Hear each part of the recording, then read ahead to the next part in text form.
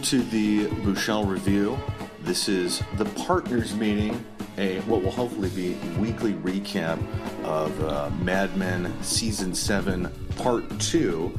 I'm joined today, my name is Aaron Hartung. I'm joined today by the creator and founder of the Bouchel Review, Josef Bouchel. Also joined by Mad Men aficionados, Sean. Hi. Katie. Hey. When we last left the world of Mad Men, it was July 1969. Bert Cooper and many others were watching their television sets as the Apollo 11 lunar landing was happening. Meanwhile, back on Earth, Jim Cutler sends Don Draper a breach of contract letter and tells him he's just a bully and a drunk. Later, Don, Peggy, and Pete are in Indiana for the Burger Chef presentation when they get the news that Cooper has died. Inspired by his final conversation with Bert, Roger decides to become a leader and meets with Jim Hobart, proposing that McCann buy Sterling Cooper and Partners. Despite Ted Schott telling everyone the following day that he's done with advertising, the vote passes and McCann buys a stake in Sterling Cooper. The episode closes with Don having a vision of a dancing Bert Cooper who sings to him, "The best things in life are free." How does everyone kind of remember that last episode, that last season? By the way, are we saying, do we still consider this a new season, or do we consider it a continuation of last season? That's like what I had a problem with initially, because it's just like, we had 7 episodes and we waited basically a year for 7 more. And it's like, how can that be a freaking season? I've never understood. When it's like, why don't we just separate them and did like season 1 and like, you know how the British probably do it. They keep them short and end them soon, but I mean, whatever. Who cares? Like, whatever. Like, what Matthew Weiner? Who's the Matthew Weiner? Yeah, well, Matthew Weiner. He can do whatever he wants Sure. at this point. For AMC, he's probably made him tons of money. Yeah, for all intents and purposes, this is sort of season 8 that's about to start. On paper, it's really season 7, part 2, but it certainly feels like there was a break. You know, when we last saw Bert kind of singing and dancing to Don. Which is great. How did everyone think about how that season left off? It was curious. I just felt like, especially with such a long break, I felt like there was no clear message as to where they were going to go, and like you said, because it's a continuation. Although I think that's like the popular thing now, is to break things up into 2 seasons, or break one season up into 2 things. I don't know if that's for suspense or for marketing, whatever. But yeah, I don't know. I guess I thought it was a little curious. I wasn't really sure what to glean or what to guess what was going to happen. What did you think in the final episode? It closes with Bert singing to Don, "The best things in life are free." What does that mean? Why that song? Why was that selected? I don't know. I mean, like, I was wondering. You had mentioned that it was an emotional scene. You know, that you felt like a farewell to Bert, but I don't know. I didn't. I guess I was wondering more what it meant to Don. Like, I guess it didn't strike me that it's strange that, you know, you have this visage of Bert singing that song, but Don seemed really shaken by it. And to me, it was kind of like you said, how Sterling takes to heart the last thing that Bert said to him, and I just tried to wonder and speculate as to what does it mean that the last thing that Don technically hears from Bert is from his dead ghost or whatever, singing this song. A delightful song, by the way. I love that it breaks into that number, and you've got... Delightful. It's also very 60s, you know, it's very Broadway 60s, the way that the girls are smiling kind of Vanna White style and doing these large windmill motions, so... No, but I think there's one thing. The whole office is, like, gathered to hear Roger speak, so I think, it's weird. He is not a part of that whole, like, because it's like Roger is taking the hold, but like Don doesn't need to be there to like hear him like steer the company towards like this new creation or whatever, and like he's just like imagining, walks down and kind of like sees like this, like, I don't know, hallucinates somehow or whatever, this like thing of Bert just kind of singing and giving him weird advice and dancing, and it's like kind of peppy when everything else seems to be falling apart. And it's like, is he going to pull everything together? That's maybe what is starting to lead into when you think about the next season, and just kind of, where is he, like in his head? Where's Don's head at that point, right? Yeah. Was it somehow his subconscious telling him not to focus on the material world because so much of Don Draper, it can seem at times, is focused on that, on acquiring wealth and power, and sort of not spending enough time with, let's say, his wife or his children, things that like he doesn't benefit financially from, but maybe he should because the best things in life are free. I think the power and success is more like a byproduct of what he's doing in his life. Yeah. I don't think he is aiming toward that necessarily. Because that's something that you see in other seasons where it's like he's this... What makes him a really dynamic character is that, like, he takes note of these really significant things. You know, something that you in your life would say, oh, that's really interesting. Mm-hmm. I was just watching season 1, and when he's asking Rachel about Israel, just the things that he takes note on, to me, seem very real world. They don't seem shallow. They don't seem, all about the money. It seems like he's being affected by his life as he goes through. So I would agree that I don't know that it's necessarily that he's in it for money or power. I think Roger is. Oh, yeah. Do you think that, so part of that decision, Roger goes to Jim Hobart from McCann and says to him, I have a vision. And clearly that's inspired by that last conversation he has with Bert, because Bert tells him, you're not a leader. Mm-hmm. You've always been sort of the jokester. And Roger kind of remembers that and says, like, thinks to himself, maybe I need to become a leader now. Is that something that just kind of happens in that moment, or will that change the character maybe going forward? Like, do you think Roger will actually become a leader and sort of become less of a jokester, or was it just sort of like a moment that he was affected by and he'll quickly go back to being the Roger that we all know? I think the writing indicates that he could, but there's no guarantee. Right.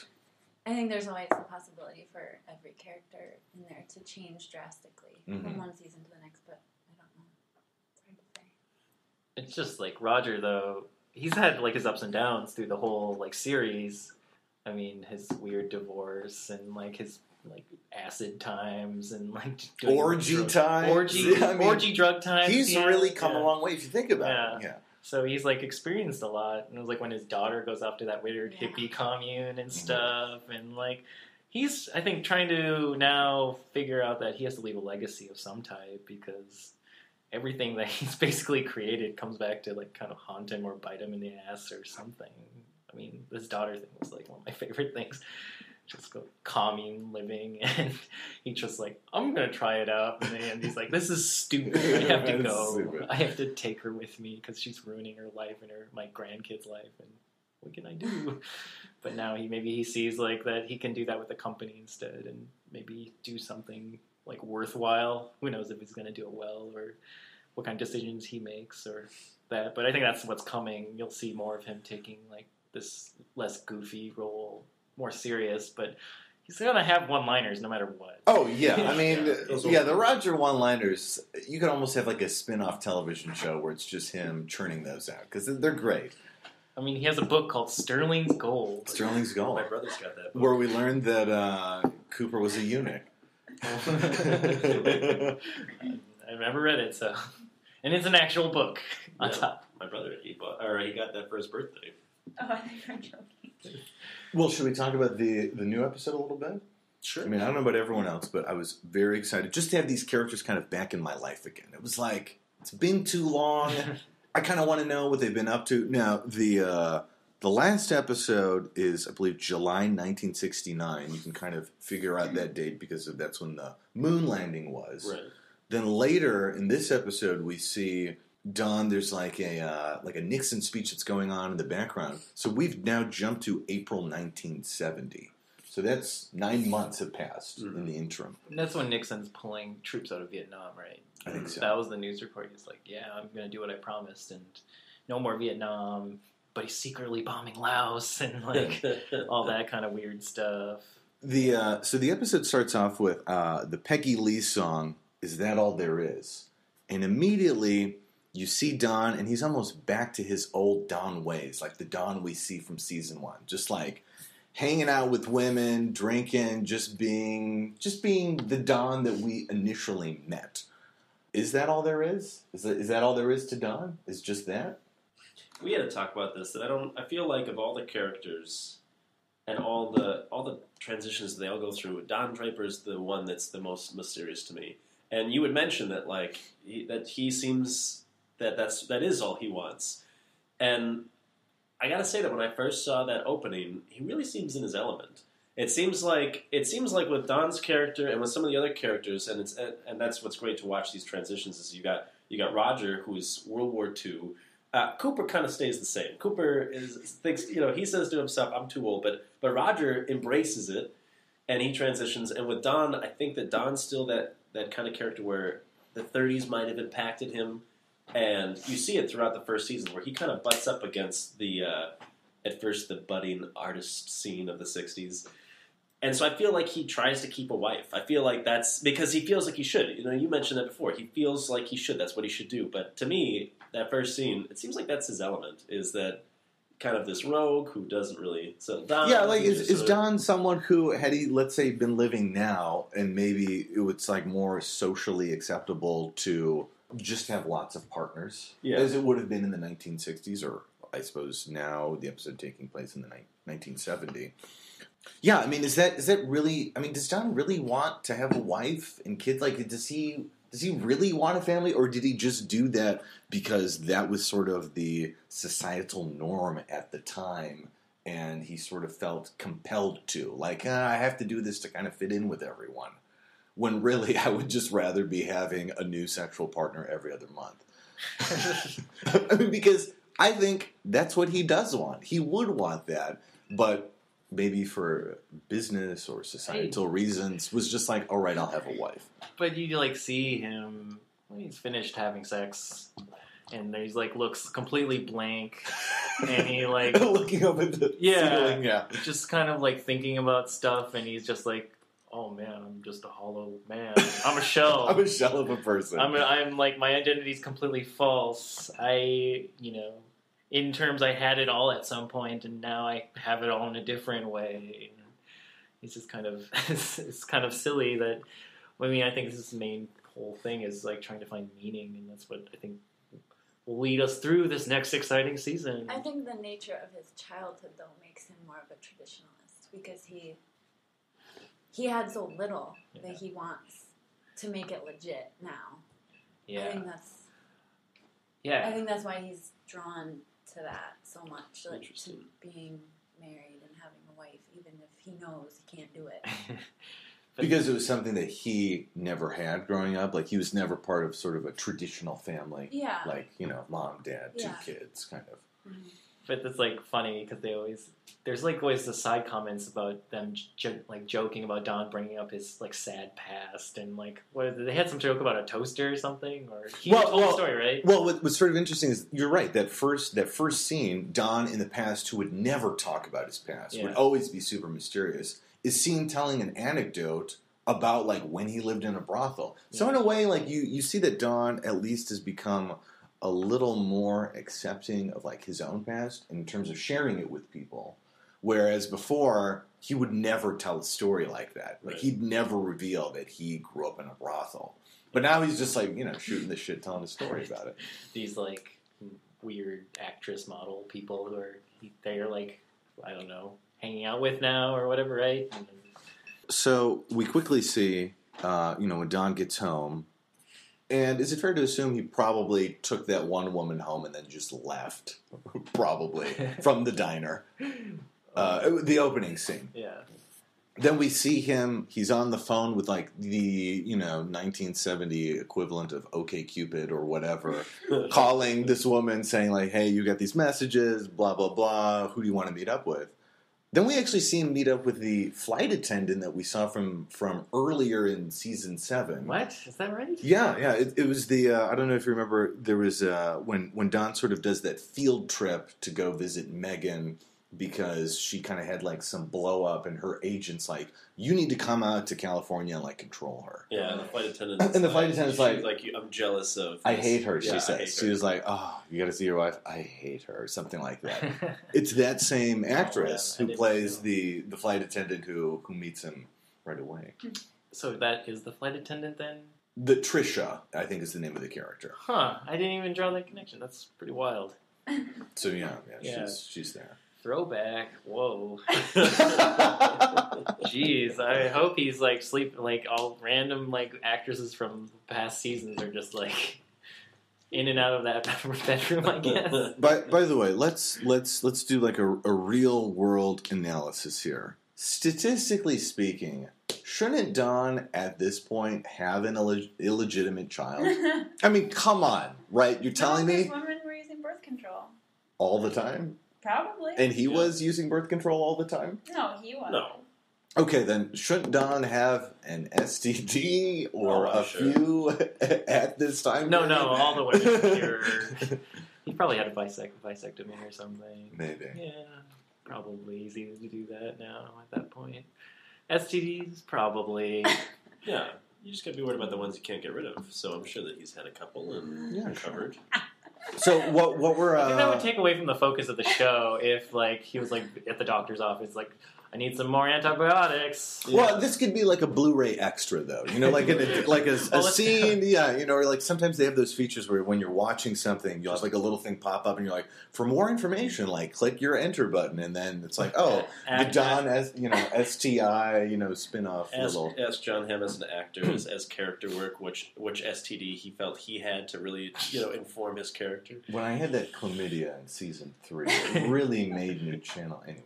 Yeah. I can imagine it. But you think you do think about that because when I was looking at this timeline of the women that he cheated with, and there's sort of a steady one or two throughout Betty, and there's a steady one or two throughout Megan, but there's this period of time between Betty and Megan where there's a list of 8 women, at least 8 women. That's his first breakdown, though. Yeah. But you got to think that like at some point.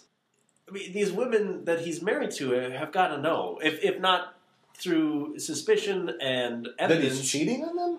Well, but like... I mean, they do. No, I know they do know that. No, I realize that, but I mean, I'm saying that you would think that, yeah, there would be that conversation of like, how did I get this? Sure, Where did you get that from? Because... he really just sticks it. Don, it's starting to burn when I go to the bathroom. We need to have a conversation. Yeah. And it's like, look, Megan, I'm sorry. I don't know. Sally walks in, they got to tell Sally about it, and then she's all scared. Wait, what? Sally? That's his daughter, right? Oh my god. Well, yeah. Oh, okay, I'm sorry. So what were some of the other things in the quote unquote? It felt like a premiere episode, didn't it? Yeah. I mean, it essentially felt like a new season was starting because usually you have that kind of jump in time in between seasons. So it had that feel of like, what year is it? How much time has passed? What's going on? And you kind of... Yeah, it's like just thrusted into this like new time period. It's like a jump, and I was kind of expecting it to just pick up where it left off and not like jump, but then I'm kind of glad it didn't because there's probably a lot of boring story that they didn't want to talk about like that whole time and... like how the merger would happen, like how long and boring that would be, right? Yeah. Because they already kind of did it, like a season of that with like PPL, right? Yeah, right. And they just kind of, I think the big indicator was the facial hair, like that was the time. Ted Shaw, Roger Sterling. Yeah, I mean, the droopy mustaches. I mean, oh my god. I mean, that's like the fun part is like seeing their suits kind of change. They're the bottom of their like pants are flaring out a little more, and like.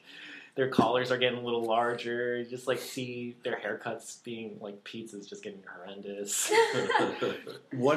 So one of the storylines we see in the most recent episode is Ken sending off his father-in-law who works at Dow Chemical. He has that relationship with his father-in-law, so like that's why he's been working on that account. But now because McCann owns Sterling Cooper, someone at McCann used to have like a beef with him back in the day and decides to fire him. So now Ken is fired. And he has that moment where he's sort of like, by the way, I love on Mad Men how I love when people hide out in that little phone booth that's right by the elevator. Yeah. Because there's been a couple of scenes where, like, someone comes off the elevator and they're like, Don, come here. And it's like, why are you hiding in a phone booth right now? Like, what's going on?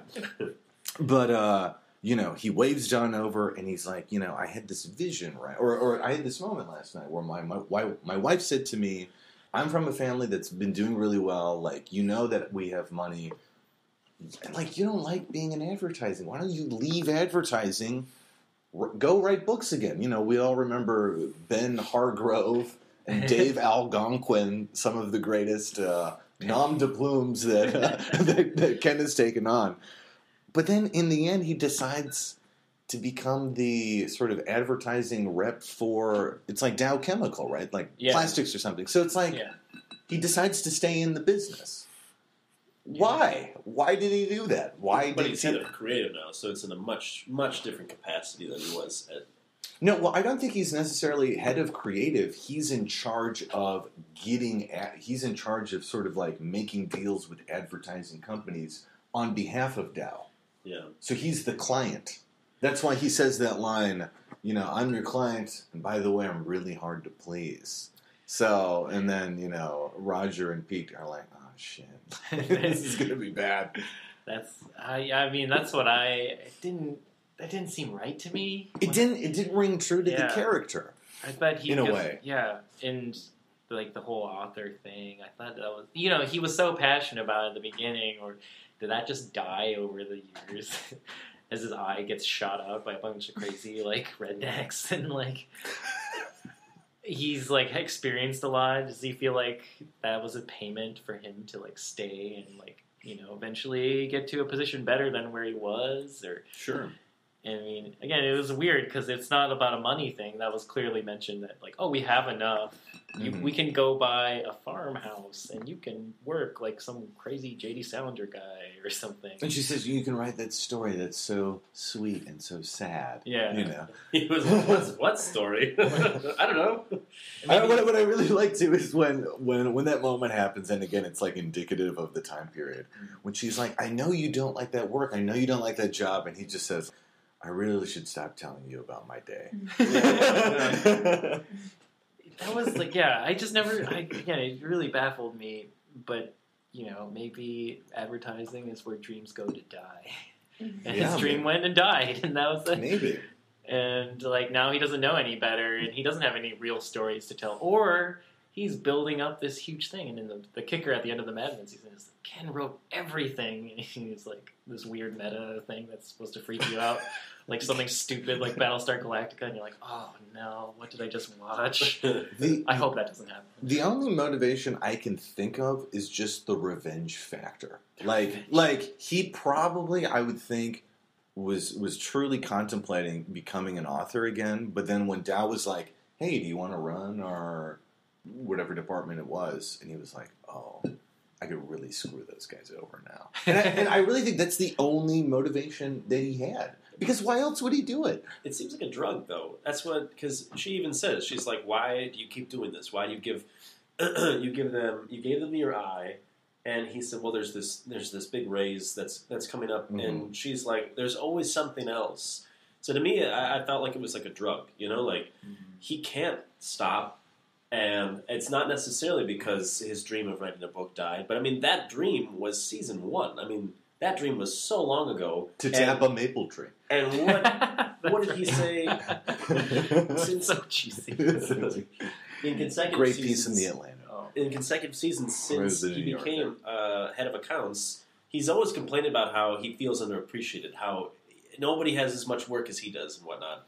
So to me, it's like, it's another bump of that drug, and a better bump, because now this Dow company is like, we want you. And then he thinks, oh, not only am I going to be appreciated, but now I can really, like you said, stick it to the people. I can get my drug, and it's even better, it's even sweeter, because I can stick it to the company that never really seemed to appreciate me for, It appeals to his ego.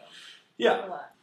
One last thing about the sort of the Ken storyline, when he gives the golf clubs to his father-in-law, the father-in-law, again, I feel like channeling the Leland Palmer character from Twin Peaks when he does, with the hands down, he's like, last night I made a Pop-Tart. What? He's gonna ask his wife. What was it called? I was like, oh man, it was that moment that just briefly took me back to the town of Twin Peaks, which I loved. Oh, he was Ray Weiss, right? Yeah, Ray. Yeah, that's right. That's the actor. He's great. I see him all pop up in all these weird places. Popped up like a Pop-Tart. There you go. What did you think of the Peggy Joan scene when I'm trying to think of what happens. It was the boardroom thing where they had those they were trying to they're talking about stockings, right? One of their clients sells the stockings, yeah. but the stockings aren't doing well. So they want to make an exclusive to Macy's or some kind of department store? Because McCann has a deal with Macy's. Yeah. So they're like, let's kind of combine the accounts or do a little overlap there. Basically, trying to make the stockings into like a name brand stocking, whatever. Some example of like Hanes Legs, I think, is their cheap Legs. competitor that comes in those little the plastic stupid eggs. eggs. It's like really gimmicky, but they can't beat the gimmick. So how about ours comes in like a box, like a diamond or something? Mm-hmm. That was like the plan, and then it's Topaz. That's right, because that's what they're. Oh yeah, they wanted Topaz, another mineral or whatever. Right. Anyways, that's not the point. It was just like the connection, but the main thing was like those dudes were so awful. Like it was so. Oh, it was just squirming as they were like being like super obscene towards Joan. How frequently do you think those moments happened in 1970? But like, how many women were in those positions in the first place? That's true. But the ones that were, I mean, I feel like what kind of shit did they have to deal with? Yeah, I mean, your heart just kind of went out when you're like, wow, these people are horrible. These are just horrible, horrible people. Dudes straight out of the fraternity high-fiving and just, I don't know. They were just like total, just like bros. Yeah, when they're like, yeah, Dennis Ford or whatever the guy's name was like, yeah, he really likes redheads. We'll get you on his account or whatever. Yeah, and it's like interesting because I think Joan, she is just, I mean, in a weird sense, her body shape doesn't allow her to not look how she does. So she's almost forced to be ridiculed by all these like disgusting men all the time because how, her shape is just kind of this shape that these guys can easily comment on and attack and like. It's not like she can wear baggy sweatpants to the office and kind of hide, I mean, it's kind of her physique. It's kind of weird because you think about like Peggy's shape is almost kind of straight and hers is curvy. So I think it's a really weird because they did not even acknowledge Peggy in that scene at all. They only acknowledged like Joan's curves and her like bust line and all that crazy stuff. And it's like, can she help that, or is she choosing to accentuate that? And I kind of feel like, yeah, business clothes just make it that that's how she is. Sure. Do you think in that scene? Is Peggy oblivious to all the stuff that they're saying? Oh no, she's because she seems to just sort of it brushes off her shoulder. Like each time a comment like that is said, she'll say like, "Well, that's because they're very strong and they feel like silk, and that's how this product is." She's just making the deal, It's okay. like that's the whole thing. The company has gotten to the point where she just wants to nail the deal and be done with it and move on, and gain these weird victories at the cost of like. Personal dignity or just like like she says in the elevator, would you rather have had a friendly no? Right, because it wound up being a friendly yes instead. So I mean it is kind of like the weird thing because you remember how Joan gets to her position to even which makes that comment even harsher. Like Peggy's comments in the elevator were extremely harsh if you think about like what Joan had to go through to get to that position and what she did to earn her like partnership basically, and like what was the comment about being rich that Peggy drops, and it's just like so brutal. And there was sort of a theme of, let's say, class division even within the office, because Ken is focused on the promotion. He even mentions to Pete, when Pete's taking over his old accounts, like, you're a millionaire now, or like, you've become, and then Pete has to kind of downplay it, being like, well, it's not that easy. Like, I'm going to have to buy an apartment building. And it's like, really? Really? Is that hard? Is that hard? But you can see, though, that all the partners, since the McCann deal in those, I think it's 9 months since the previous episode, are doing so much more better. I mean, obviously, everyone's wealthy, but they've become like that sort of 1%, like super elite all of a sudden. And the other people in the office notice it, you know? Yeah. I mean, Peggy says it to Joan, Ken says it to Pete. Do you think that dynamic will change the office at all? The only one that I feel like really wears it is Roger, but Roger's always worn that. I mean, Roger's always, he came from money. I mean... he was born with the silver spoon. Right. that scene in the elevator, I think it's, when you look back at if you look back at how the series went, Peggy is the new age of woman. Joan, to me, she was a little bit older when Peggy first started, and I've loved watching their relationship because they've had this back and forth where I've got a great aunt that was kind of a Peggy, where she was doing men's work before that was a thing, and to me, and I think it's funny that they have Peggy Lee on that episode. Joan is Peggy Lee as that dog who sings, "He's the tramp, but they love him." Like, she's an alley cat that had to, claw her way up. Sure. And she's had to do terrible things, and I think that scene where those guys are berating her, one, to me it seemed reminiscent of when the show first started, and it was all the time, with everybody. That wasn't exclusive. And when I was watching, I was kind of thinking to myself, really, guys? I mean, this is a little 1961, if you ask me. Sure. And I think to her, guys, we've been over this ground. The moment with them both in the boardroom and in the elevator, I think that Joan she's super insulted because, like you said, she's a millionaire now, and that she still has to go through this because that's who she is. That's her character. And I think that in one regard, it doesn't affect Peggy because Peggy is not as curvaceous. But also, Peggy is a different kind of woman, and they've visited that a few times. But to me, Joan doesn't wear that she's a millionaire. I mean, she doesn't wear that in that time, and Pete's always been slimy, but Joan doesn't wear in that time she's probably worth, 20, 50, 100 million now. I mean, if you were to count inflation. Probably not 100, but... But I mean, she's like you doing said, well. She's doing well. To me, she's not. But it's like a whole respect thing comes up because when she goes to the boutique and then girl is like, "Did you used to work here?" And it's she's trying on clothes because it's kind of she was insulted and her solution in a way is to feel empowered again and kind of shop it out in a weird way. She decides. I mean, I think everyone's kind of done that where oh, I got shat on today, so I'm gonna go buy something nice for myself. Right, because you get that little high when it's I just bought myself some really nice clothes or whatever, this nice product or something. And you get that little rush, that capitalistic rush of I have a thing now. But the expectation for a woman at that time is that the girl assumes that. I think that comment makes it assume that Joan has a husband and Joan is using his money to then. Right. Okay, I see what you're saying. I didn't even think about that, but that's actually very interesting. Where it's you must be putting this on your baby or your sugar daddy's card. We know that. I mean, Joan's done things.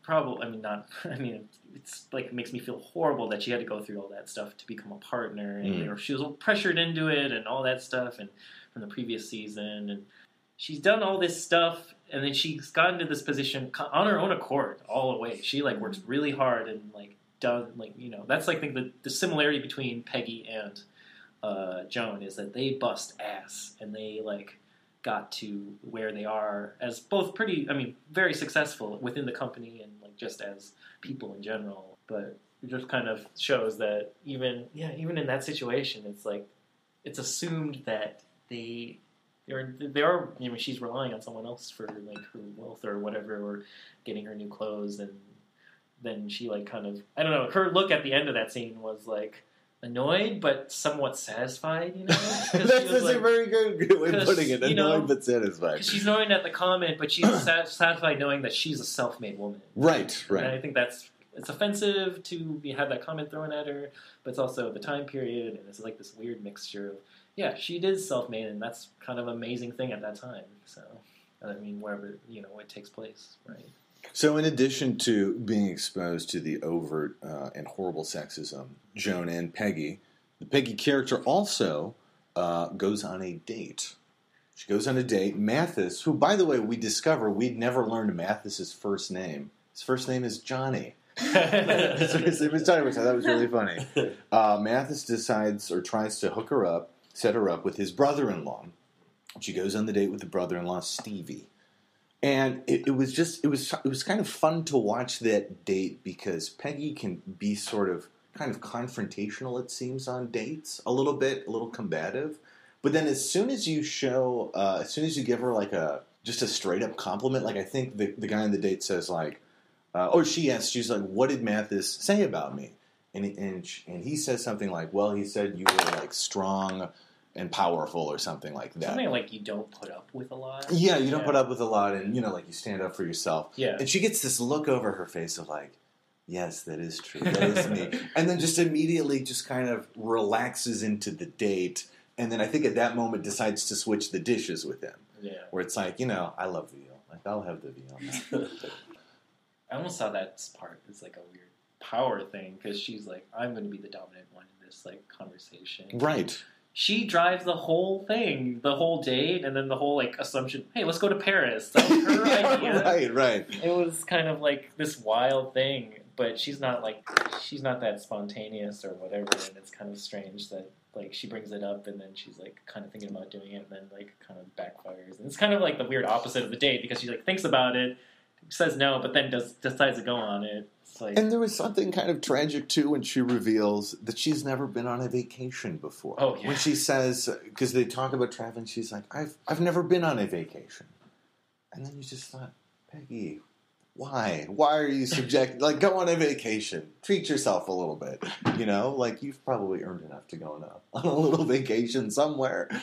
Yeah, but she's a landlord, Indiana, right? To do the Burger Chef presentation doesn't count. That is not a vacation. I mean, Indiana, it's debatable whether or not that's a vacation, but... That's not. We know that. Yeah. Indiana's not. Do they have the Indianapolis 500 back then? Yeah, they must have. I think so. Yeah. So I went. I don't think Peggy would have been at that event, though. I don't know what else is in Indiana. Exactly. Do we think that we're going to see this Stevie character in the next there's only 6 episodes left. So I kind of feel like this guy's going to stick around. I feel like there's a little kind of maybe we won't see him in the next episode because he said he had to do some job interview in DC, but I could see this guy coming back. He seems like a nice enough guy. And she seemed to really like him because she has that moment where she says to him, she goes, I don't want to get physical with you because I think I really like you. Yeah. And then he says, God, that's so old-fashioned. And she's like, I've tried new fashion, and that's not really working out for me. So, which I think was a great line. Do we think we'll see Stevie, or was it the last time we'll see him? I don't know. I guess they would probably have to bring him back. They didn't really leave it on a note. She did say that it was kind of a disaster. Not necessarily the date, but like in the morning, her head hurt, and I think that was from the drinking, though. Well, yeah, but yeah. I think there were a lot of things that were reconsidered in the morning, and not necessarily him entirely, but I didn't feel a whole lot of charisma between them. Okay, so you didn't really sense a connection between the two as much. Well, because I was wondering a little bit there. I don't think that Mad Men is the kind of show that's going to try to run to find a conclusion, but there's always that pressure when you know that it's going to end. And they just introduced a new character, and to me, I was wondering because you see this in other shows when they're running towards a conclusion where something happens in a plot line, and you think it kind of seems like it's a little too late, forced. Okay. It seems like you're pushing this in so that way you'll have something to talk about. Okay, I was wondering if maybe he gets her pregnant. We've already seen Peggy pregnant though, and we've also seen her after abortion. Now she's older. What if she Peggy? Yeah, no, she doesn't get it. She gives her kid away. Yeah, he gives it to her sister. Her sister who pretends that sister actually had a kid. Right. Yeah. So, but what were to happen if that were to happen? If he gets her pregnant? That was the thought that I had. But I don't know. They probably continue with it, but I didn't feel like watching that scene that there was a whole lot of charisma. Oh, okay. Okay. He's probably gonna die. He's probably gonna die. No. Like it'll be like he's coming back from Washington and a plane crashed, and Oh my God, that's so horrible. It's like hard to predict what will happen because like everything has already happened. Yeah. Like plane crash, somebody like Pete's parents. Oh yeah, Plane crash Yeah. and the ship thing. The mom falls off the that's ship. right. The mom's And then, lost like, at sea. Like Roger already had a heart attack. Like what's gonna happen in the end? It's just like Maybe we should just stop watching. I'm just How about, okay, so maybe one last thing to think about from this episode. We haven't really talked about Don and what happens with Don. Don, clearly back into the life, the sort of the single life, trying to be with as many women as possible.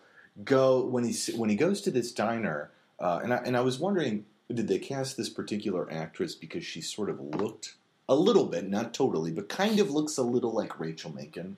You know, he sees this waitress at the diner. Then later he has a dream about Rachel Menken. The following day he decides, kind of tying back in with the Peggy Jones story, he's like, let's call up Menken's department store. We'll try to arrange a meeting to get this product into their stores. He's using work to... Yeah, right. And he's doing the Don Draper thing where he's like, look, I'll use work to set it up and then be like, see if I can rekindle that flame a little bit. But then he learns, bad news. She just recently died. She died a week ago. So then goes to the sort of funeral sort of service that they're having, the remembrance. And the first thing that I thought of is when he goes there, the sister's there, she's grieving, all the people are grieving. She goes, did you know Rachel? And then he introduces himself. He says, I'm Don Draper. I used to work with her. And she almost cuts him off and says, I know who you are.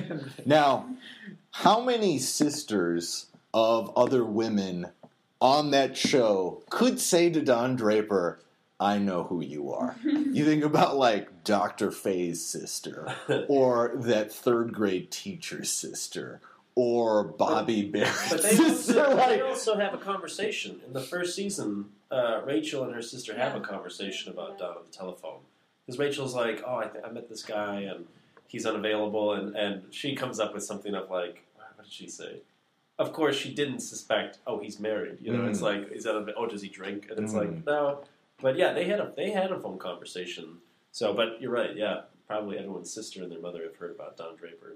Ooh, Don. Yeah, I mean, I just thought it was funny where it's like this guy is sort of this like weird relationship Godzilla, and he's just like left so much destroyed in his wake. Just like so many lives shattered by all of the horrible things that he's done. Wait, but they kind of gave the history of what Rachel Menken was doing after the department store a little bit. I can't quite remember if she was like kind of living freely. And yeah, he goes, what was she up to? And they say something where it's like she was living life the way she wanted to, or like the way that felt good. And she got leukemia and died. Yeah, and then she got leukemia and died. Wasn't she married as well? Mm-hmm. Yeah, she was, and then the widow, the husband is there.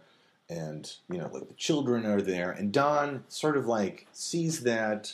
And you wonder, is he thinking like, what I was wondering was like, of all the characters that they could have selected, why was it that one that Don has the dream about? Because in the dream, maybe it's like Don's subconscious talking to him. In the dream he has of Rachel, Rachel says, I'm supposed to tell you, you missed your flight. She says that to him. Wait, is he because he was meant to die? Or was I think it's known that Don's like freaked out about death like all the time. Oh, totally, yeah. And he, his whole like backstory of like taking a dead man's identity to like start anew, basically. Is that coming back to catch him? Is that what he's running from? Really, it's like his own mortality, and like this is just like one of those steps closer to like realizing of the whole whatever transiency of life and all that kind of stuff. It's just kind of like really interesting that it's starting to begin. I think that's where all the hallucinations are coming in. Right. Or it was just the time where he's just a little bit of acid won't hurt me. But the whole Bert Cooper thing. He's dead, but he hallucinates him or sort of like sees him somehow. There's a vision of him. Yeah, right. have a vision. Totally. Yeah. And the Menken is now another vision in a way. It's like weirdly predictive. Or back when he almost got in that car accident, what did all that mean, and how did he change after that? Or just like kind of any moment that like he kind of faces this weird like, oh yeah, I'm a person, and I can like all this could be crashing down, so I'm just gonna like go crazy. Do we think that Don will be affected by this in that he'll finally maybe try to do what he really wants deep down inside? Or will this just be one of many moments where Don seems affected, and then 2 episodes later is just back to being Don Draper? Because, and then again, it kind of ties back into the song that opens and closes the episode. Is that all there is? Maybe that is all there is to Don Draper. Like, maybe people can't change, and certain parts of them are always the same.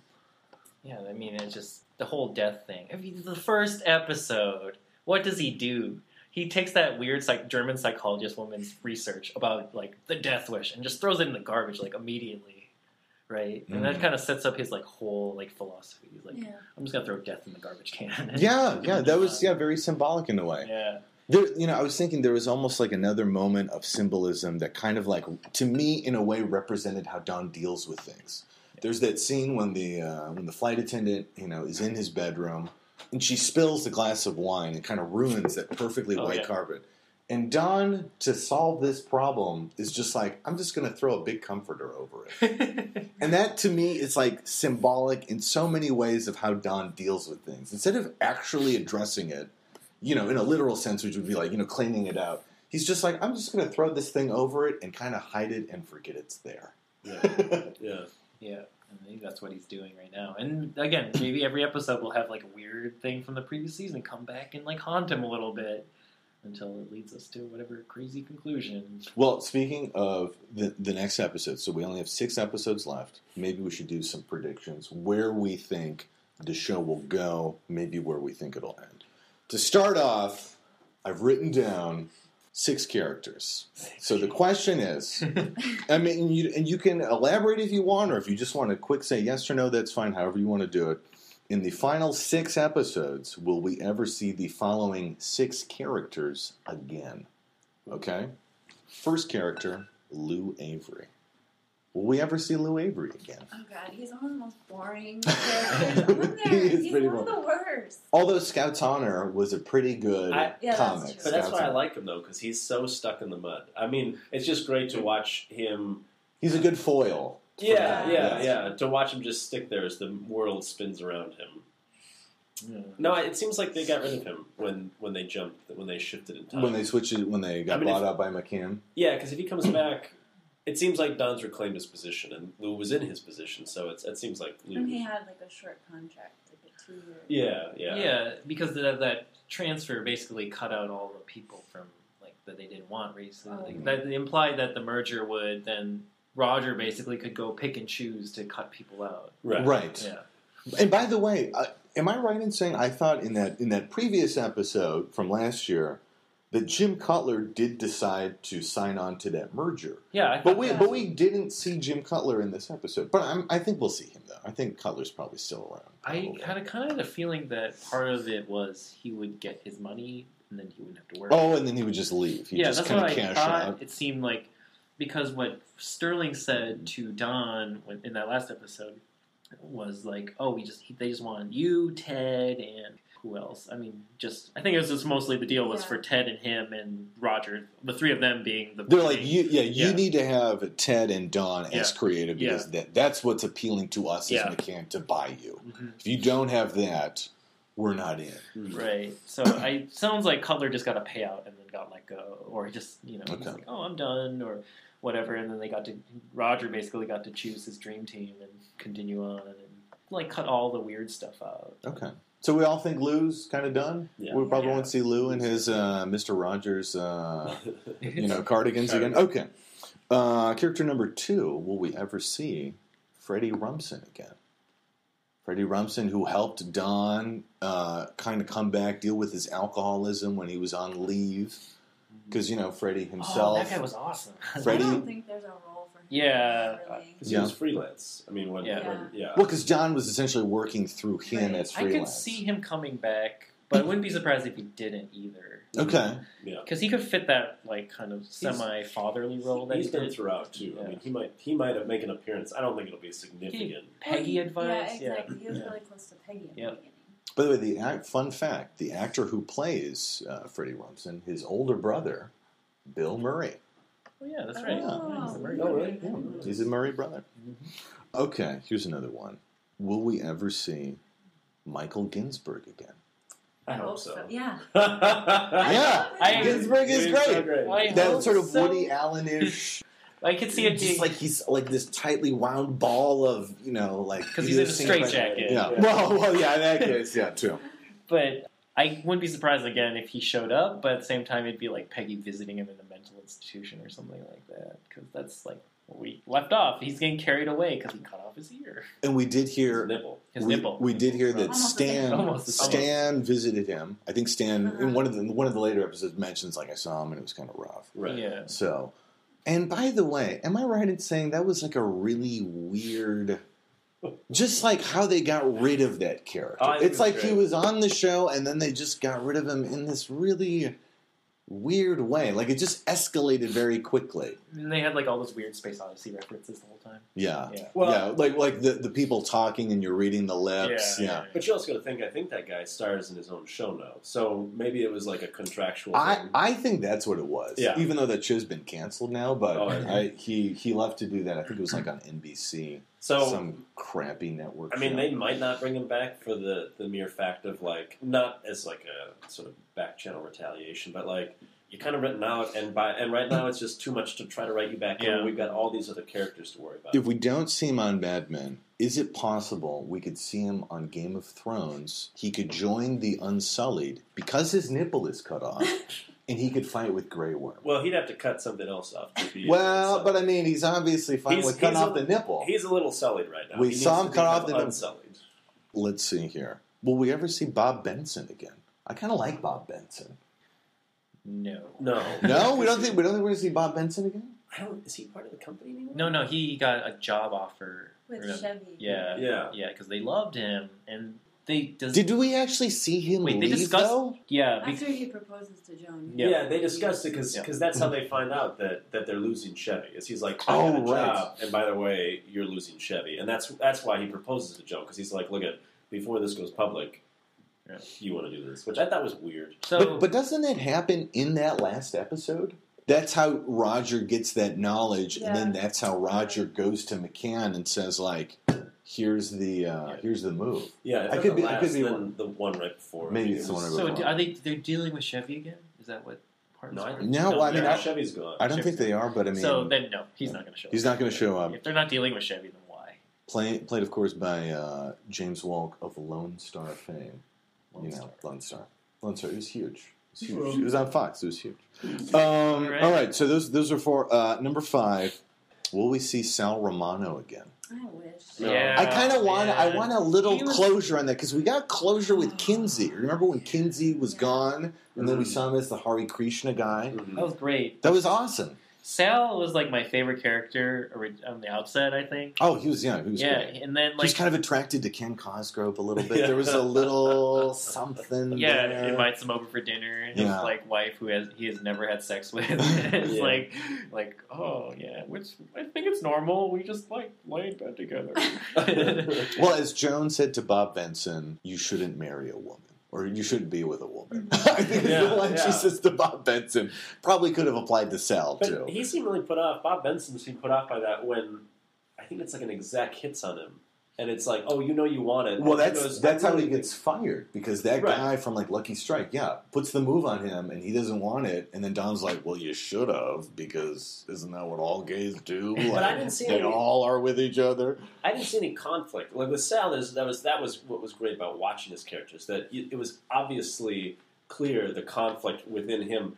But with Bob, that's why I didn't really get that character in that. It's like, was he gay? Was he not gay? I mean, he almost had one of those facades that's so impenetrable where you really, like, I would say almost psychopathic, where you're like, and I think Roger says that, he's a psychopath. Because I could never tell what direction he was coming from. Well, I always thought Bob Benson was kind of interesting because he kind of got into the business the same way Don did, which is like lying about himself. He just used all, this like world of like smoke and mirrors. Because remember, Pete hires Doug Phillips to do like reconnaissance on him. And then Doug is like, I called all these people. And they're like, he didn't go to this college at all. He was like some rich dude's like secretary. And like, that's how, and he stole the Rolodex on the way out. That's how he got all these phone numbers. There's something weird with El Frente. They thought he was a Spanish terrorist or some crazy shit like that. Oh, Manolo. Manolo, yeah. Manolo, yeah, who like hangs out with Campbell's mom. It's like her caregiver. Right, Yeah, yeah. the caregiver. I think with like Joan and Bob and Salvatore, it's like all of their characters, they don't appreciate and don't respond well when people call them out on something that's so obvious. Like she's using her sexuality or her looks or, either of them being gay. I think it's like they find power when they do it themselves, but they don't want other people to do it for them. Right. So it's like, expose them. Yeah, expose them. Like they want to do it their own way. Sure. And I think that's interesting. All right, the last prediction. In the final 6 episodes, will we ever see Chauncey the dog again? Chauncey the dog, he was that was back in season 2. Doc Phillips drunkenly abandoned him on the streets of New York City. Will we ever see Chauncey again? That's a very traditional breed for that time period, the Irish setter. You never know. Dog knowledge, I like this. I'm sorry to say I don't think we're going to see Chauncey again. I think it's maybe in the background. Probably dead. So, those are the people we may or may not see. Some of the people we will see. How about let's do some predictions. What do we think is going to happen with Ted? Now, in the episode that ended the last season, Ted is in California. He moved to California because he was like, I need to be there because I need to get away from Peggy. I need to get away from Peggy. It's going to ruin everything. But then we see him, and he's just like not enjoying life in California. In that last episode, he has that moment where he's got the sun-kissed reps on the plane with him, and he kills the engine. And he's like, I could kill us right now in this plane. And they're like, what the hell are you doing, Ted? And they freak out. And he even says, when Roger comes to them and says, like, hey, we've got this deal with McCann, Ted's like, I'm done with advertising. Like, I'm out. And, of course, Don ropes him back in. Right. But now, we jump 9 months. I could be wrong about this, but his character wasn't wearing a wedding band. And he even says in this latest episode, hey, there's some party down in, like, Soho or something. Yeah, it's like, Don, you should come over. There's going to be ladies there. So is he divorced from Nan now? I think he's divorced. He must be, yeah. He must be. That's like, his facial hair is one thing. Yeah, that was distracting enough. But yeah, he must, divorced, not have a family, swinging around in New York like Don. Yeah, is he happy again? Or do we know? Where do we think Ted will be when it all ends? When the series is over? He and Peggy. Oh. Well, you wonder about that, though. You wonder if he'll make a move for Peggy so again. Because I kind of like those two together. Yeah. I like Ted and Peggy. He seemed to really respect her abilities as a creative person. Maybe that's why that they other men aren't doing. Maybe that's why they brought in Stevie, to distract us. Love triangle. To distract us. Okay. Yeah. Okay. I like that. Okay. Will we see much of Megan again? In the episode that closed out last year, she doesn't seem that important anymore. And they don't have kids together. No, and she's just way like out in out there California. acting, doing her thing. They're separated. She's not creating any kind of drama. Don's probably just fine paying her. I feel like we will see her at some point because Don does say, I think he says too, it's like Rachel's sister. He's like, I got divorced, then I got remarried, and now I'm about to get divorced again. Yeah. I feel like because it's not official yet, we'll probably see them do some sort of like weird closure scene where they have to like, sign the divorce papers together or send in whatever together. Right, yeah. I feel like we could see her at least one more time. How about Pete Campbell? Pete Campbell seemed to be really liking California. He was really into the real estate woman. Oh yeah, whatever happened to her? But now he's like a millionaire. So now he's like back. He's trying to figure out like, should I buy the apartment building or not? Is there a clear point when they separate? I don't remember. Well, no, because you have that jump in time. Yeah. And then he, when he's talking to Ken, I think he says something like, I miss California. I really felt like I was like who I was out there. Or like, he says something like that, like this sort of like self-realization moment where it's like, I really felt like I was who I was or who I'm supposed to be in California. I think they clearly separate because there's a scene where like she and Megan are on the same plane flying back to LA. I think. But I thought that's when she was visiting him in New York Yeah. And she got upset with him because he spent that whole day to kind of like fight with Trudy at the house because of Tammy's birthday. Tammy's, I love that name, by the way, Tammy. Oh, man. Yeah, I thought that implied they were just... Do they even have an office in California anymore? I mean, you I think that probably not. I don't think they do because they just had that office for Sunkissed, right? Yeah, basically. That was it. And then, like, there was an opportunity to build it, but that never really materialized. I think we'll get more later, like, kind of fill in some of the gaps. I can't imagine they're going to leave a lot of that stuff kind of held. I think we're probably in the next episode, we'll be, like, spreading out a little, kind of figuring out what happened and what's going to probably happen. It seems like weird because they just it did feel like they picked up, they didn't fill you in what happened. They need to do that or it's going to be like, where are we going? Or how did they develop in that weird time and what can they really do now? And again, I'm really curious if they're together still or how the divorce between Megan and Don is going or just what's Roger up to? I think that would be fun to see. Is he still doing the crazy parties? Is he still like dropping acid? That's maybe why he became a leader. So, 2 more prediction questions. This one's a little open-ended. For you, what would a satisfying end of Mad Men look like or be?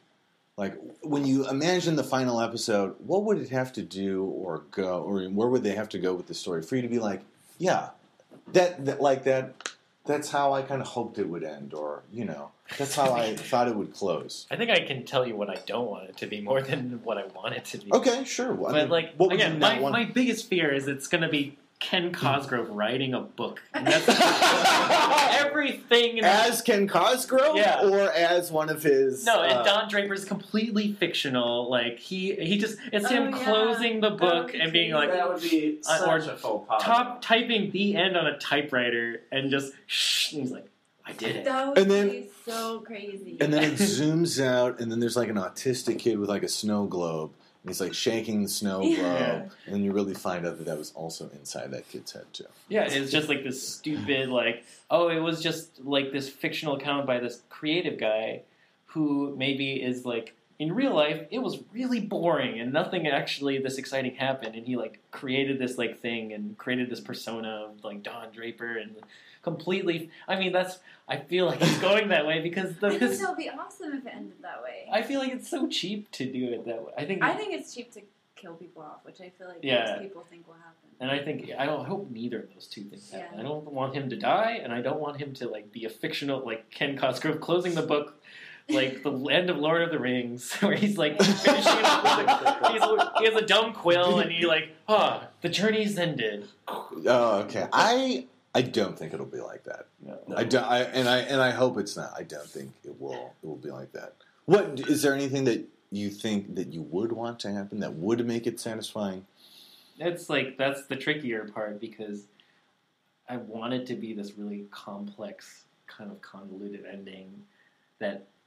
It is kind of a weird, like, facing death kind of thing, but not exactly dying. Maybe he's in this weird, like, place still, and it's going to be one of those cliffhangers type endings where it's like, you'll think about what he might be doing. He could go 2 directions, but I think it'd be a little better than him just, like, getting remarried again, and you're like, well, is he going to cheat on his wife? And, like, basically, because we all know the answer is yes, he would. Yeah, if he did get remarried, yes, he will cheat on his wife. So I doubt that he's going to get remarried or find any satisfying relationships. I wonder, like, if Betty will be involved with the thing, or, like, more importantly, maybe Sally will have a spinoff where she hangs out with the Rolling Stones. Sort of like what was it, Cameron Crowe movie? Almost Famous. Almost Famous, yeah. Basically the television version of Almost Famous, starring Sally Draper going on tour with a band. That would be kind of fun. That would be kind of fun.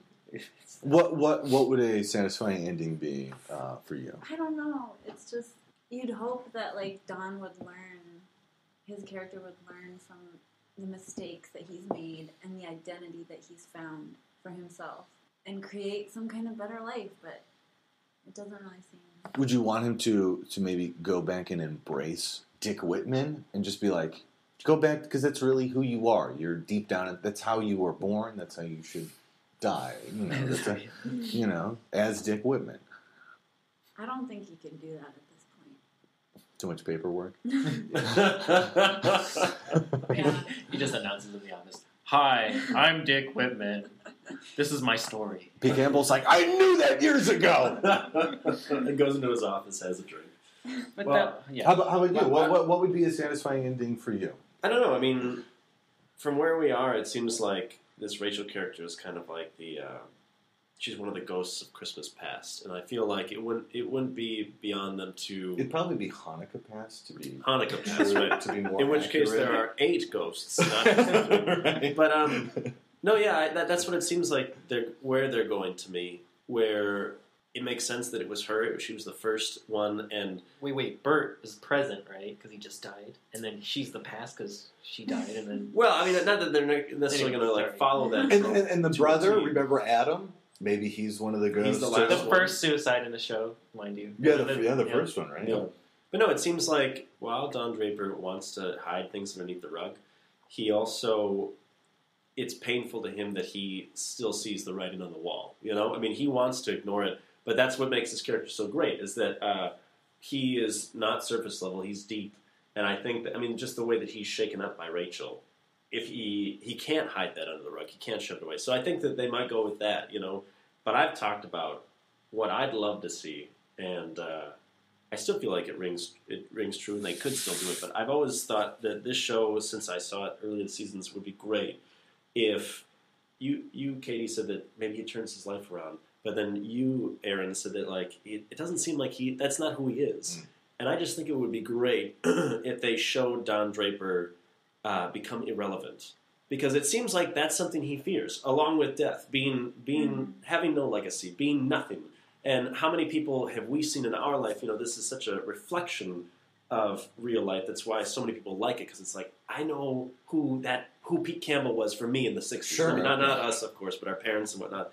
And it would be interesting if he just became that guy that the 4 of us now work with, who wears that plaid jacket, and you're kind of like, you know, who is this guy? And we have no idea. Like when you find things out about your grandpa, we're like, Grandpa, holy shit, you did that? You fought in the war? I mean, what, you stormed Normandy? I mean, you find these things out because to them, he's just your grandpa. He's just a sweet old man. And I think it would be interesting if somehow. You would want to see it sort of a glimpse into the future, even. I don't know that they'll go there, but that's to but me. that would to be me, satisfying for you, though. It would be satisfying because it's not extraordinary. Okay. I mean, this character that we've loved for so long, and the things that happen in the show are not necessarily super extraordinary. It's just interesting characters. So, like, instead of a great finale like Walter White, you know, what if his ending is just that he's nothing? Okay. I mean, he is. Fast forward He's to a 95. neutral, muted. Yeah. Like, Just see him in sort of like a senior living thing, just kind of like moving the Logging. walker around. hitting on all the nurses. Using America Online. You go. Using America Online. Man, advertising would have been so much easier back in the day if we could have just spammed people. Remember these things? It took the size of the whole office, and it made someone crazy. That's right. It made someone crazy. Yeah, it's hard to think of what a satisfying ending would be. I want Peggy to be happy at the end. That's like one character where I really want it to end happy for her. Because I feel like so much for Peggy has been hard and tough. More so than most of the other characters. So I would like it to be sort of happier for her. Don, Matthew Weiner worked on The Sopranos. I feel like it's almost going to be like a Sopranos type of ending where it's going to be ambiguous and just open to interpretation. Not saying that the last scene is like, did he die or not? Right. But just sort of, is he happy in the end or is he not happy? It's like it could kind of go either way. One last prediction, one last question. Will the final scene of Mad Men be happy and uplifting or sad and depressing? Like the last thing you see on the show. How will it close? It's got to be bittersweet. Like, that's the only way it can really... Bittersweet? Okay. Yeah, it'll be a little bitter, a little sweet, very vague, kind of the weird, like, I'm going to sit in this chair, and these suspicious figures are going to approach me, and whoosh, black. Something kind of stupid like that. Okay. Might happen, but, I think there's going to be, there has to be another, like, dramatic rise and conclusion. So something big is going to have to happen, and then. You mean like a confrontation or a thing that has to be dealt with, and yeah, and maybe it's the big the question is it going to be more like business like, personal like, or maybe it's like this is going to be the craziest season because it's going to be business and personal life just coming together like this crazy like unison, just how somehow mashes together, and then like all of a sudden it kind of bittersweet ending at the end. Okay, it's just like when the two things collide of his like life's things collide together, and then kind of level out, and then it could go anywhere from that point, right? And then that's where it'll be done. Mm-hmm. I think it'll probably be depressing, but I'm a little cynical about things in general. I mean, it wouldn't be a surprise. I mean, No. the show has certainly had plenty of really depressing moments, so it's not like that would break character with the show. Right. 'Cause, yeah, it's very possible. I mean, what happened in 1970 that would be depressing? Maybe that would have something. Oh, so like a historical yeah. event, kind of like how they've tied in like the Yeah. JFK assassination, or like that one plane crash that Pete Campbell's dad was on, something like that, maybe. Maybe. It's just the invention of disco. Everyone's just depressed. That's like, the oh, death God. of the show. A disco Wait, ball slowly the challenge descends on the scene. I don't think that happens until like the 80s. That would be amazing. They jump every A year disco for each ball episode. slowly descends. That'd be so A great. disco ball slowly descends on the scene in front of Don Draper, and he gets 1 million views of who he is, and that's how it closes out. He's just like, Jesus, Why am I wearing bell bottoms? My chest hair is showing. Ugh. And why does this ball look like the eye of a fly with like so many different... Joseph, what do you think? Will it be happy? Will it be sad? It's not going to be happy. It's going to be sad. The last scene's going to be sad? Not necessarily sad, but it will be.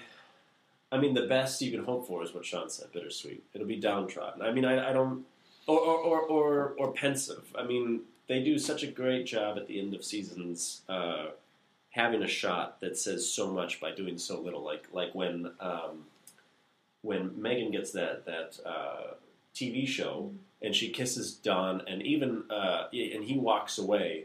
I mean, it was a beautiful metaphor for the disconnection. Oh, when they're on the set. Yeah. For the disconnection that would happen. And I was watching this thing that said that the costume designer even made the colors on the set really bright and kept Don in a very drab outfit to emphasize that separation. So I think that they'll have something like that, but I don't think it'll be like Don skipping with Roger out to the sunset or anything.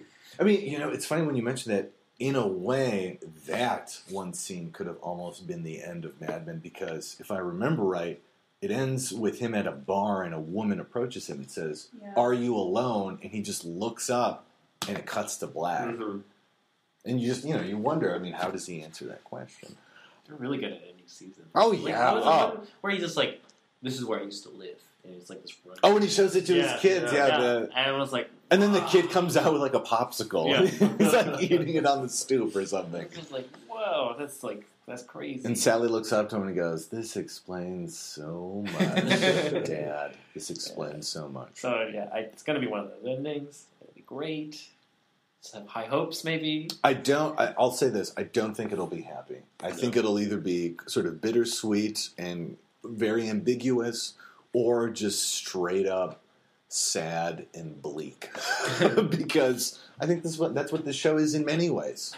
Not because they want to be cynical, but because for many people that, people have moments in their lives that are like that. And certain people have that mindset, and I think really deep I mean, Don Draper's not a happy person. Wait, and people aren't happy all the time?